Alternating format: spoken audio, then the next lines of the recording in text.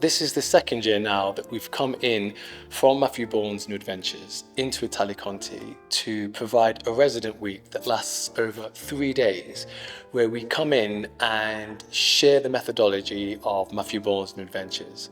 What that entails is we start with a daily class, and then we start to learn repertoire from Matthew Bourne's company, giving the students an opportunity to delve in on what it would be like if you were to come and do some work with the company. 5 and 6 and 7, 8, and what is this? We try to treat them as if they are company members, so they are expected to do class, fall out, and then they learn a lot of repertoire.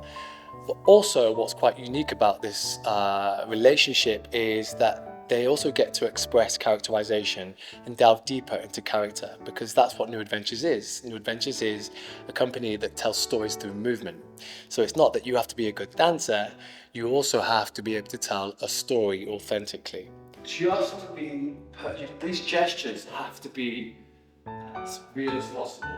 Yeah, hot summer's day, and but you're really quite real with these gestures. The day consists of class, and then this year we are working with the Carman, that's my group, alongside Steph Billers, and then we also have another group which will be working on Romeo and Juliet, and that is with some of our resident artists with the company. So yeah, it's a real insight to working within a company. Along with that, they're getting a lot of corrections, a lot of notes, a lot of thoughts. They also have the opportunity to have the autonomy to create their own movement as well.